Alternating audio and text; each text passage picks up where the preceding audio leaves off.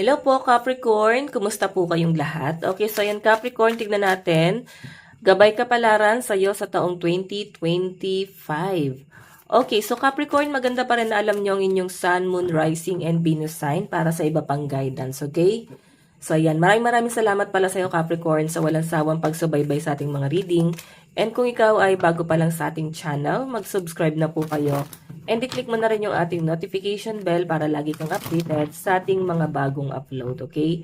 Tignan natin, Capricorn, Sun, Moon, Rising, and Venus sign.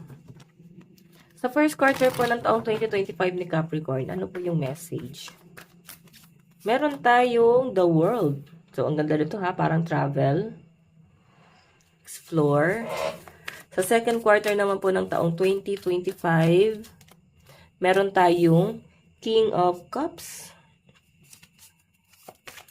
Okay, sa third quarter naman po ng taong 2025, third quarter po ng taong 2025, the Chariot.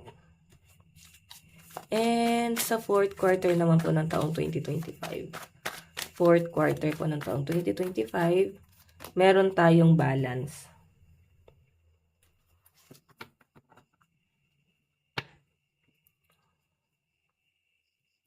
Okay. Wait lang guys ha. So guys, kung nainip kayo sa ating pagsashuffle, ayan, proceed na kayo sa ating reading. Skip nyo na po ito. Doon na kayo guys sa reading agad. Okay. Okay. Capricorn, Sun, Moon, Rising, and Venus sign sa first quarter po ng taong 2025. Okay, first quarter po ng taong 2025 ni Capricorn. Meron tayong The Lovers. Wow, mukhang may magta-travel kay Capricorn, someone na nasa malayo. Sige, tignan natin mamaya. Okay, second quarter po ng taong 2025. Wow, Nine of Pentacles. Okay. Sa third quarter naman po ng taong 2025, third quarter po ng taong 2025, meron po tayong The Magician. Okay. Fourth quarter naman po ng taong 2025. Sa fourth quarter po ng taong 2025. Meron po tayong Six of Swords. Okay, tignan natin guys kung ano ba ang inyong bottom of the deck. Meron tayong Knight of Swords. Okay. Ayan. So, Capricorn, ito ha, yung first quarter mo kasi dito is the world. Pwedeng, pagdating to sa love life mo, travel yung nakikita ko. Pwedeng merong magta-travel sa'yo, someone na nasa malayo. Pwedeng LDR kayo ng person mo or kukunin ka niya abroad. Or pwede naman guys na foreigner tong person na to. May nakikita kasi ako guys na nagpaplano siya na parang gusto niya mag-travel papunta sa'yo. Ayun o. A brilliant success, time of joyful accomplishment and spiritual enlightenment, freedom to do whatever you want, be proud of yourself. The Lovers, romance, partnership, love, choice, opposite union.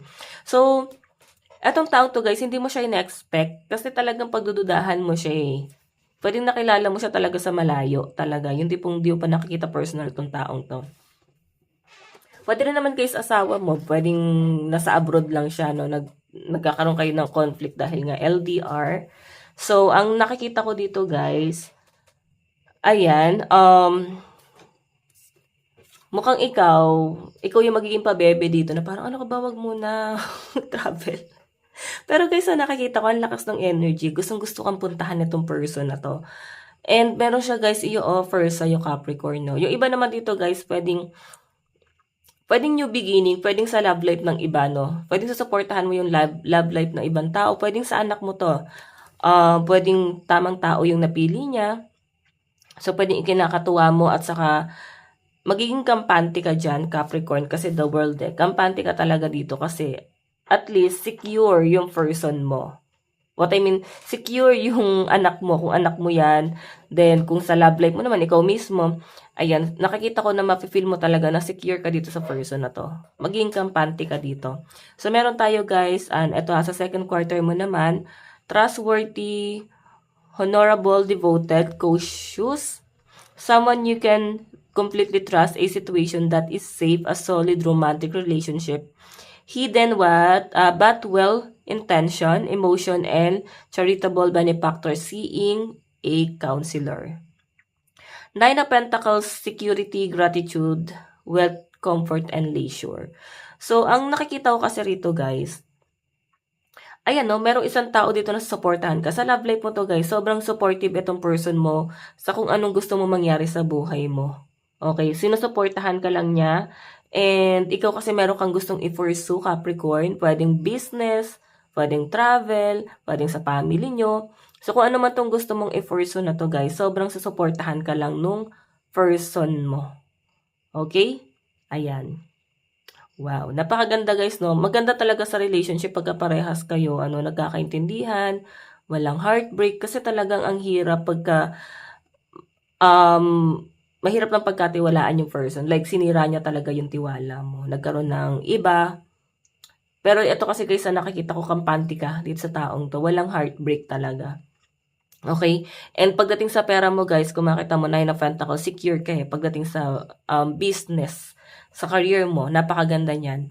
And ito naman guys, the Chariot, the Magician, talent, skill, power, magic, control, creation, manifest.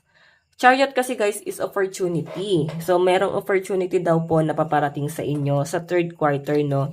Magiging abala, magiging busy, ganon.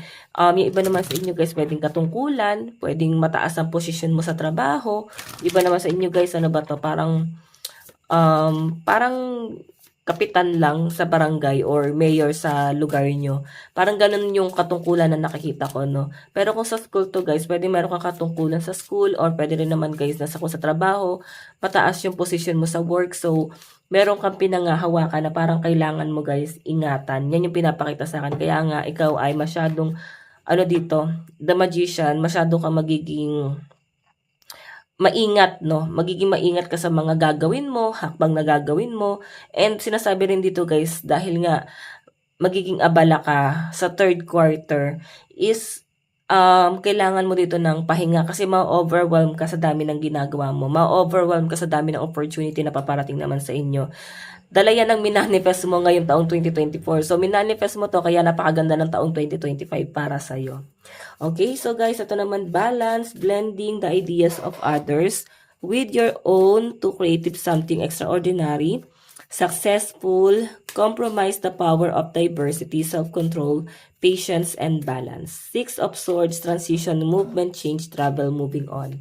So, nakikita ko dito guys, sa relationship nito ng person mo, or pwedeng ikaw magre-relocate ka, no, sa fourth quarter. May paglipat ng bahay. Okay, maiba ko guys. Ito kasi yung bottom of the deck dito sa taas mo is si Page of Swords, sleepless night, ang daming worry. Ang dami mong iniisip na pwedeng ika-overthink mo, maapektuhan ka. Pwedeng ito na nga, yung doubt mo sa relationship nyo ng person mo, pagdududahan mo talaga yung taong yan. Kasi ito, Page of Pentacles, may mga parang hindi naman guys nagiging malaki talaga yung pag-overthink mo sa taong yun. Ang nakikita ko nga dito guys, sobrang liit lang. Sobrang basic lang, ganon.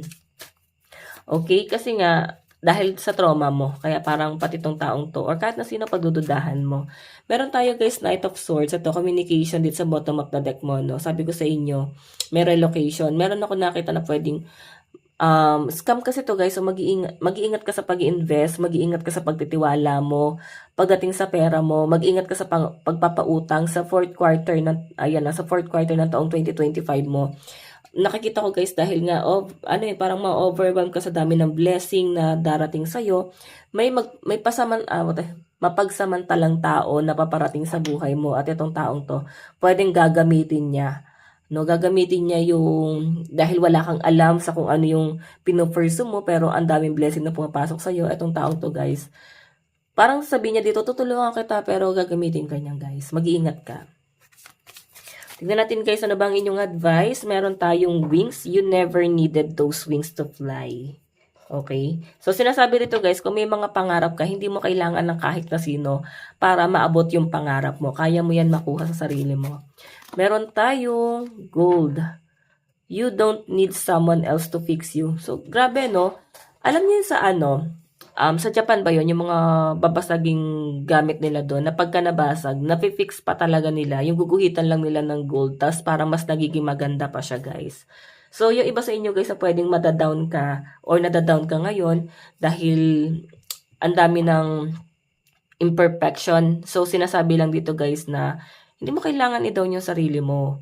Kaya mo maging kapaki-pakinabang or mas maging maganda pa sa ibang aspeto ng buhay. Kailangan mo lang yan, guys, i-appreciate. Tignan natin ano bang inyong advice. Meron po tayong solitude.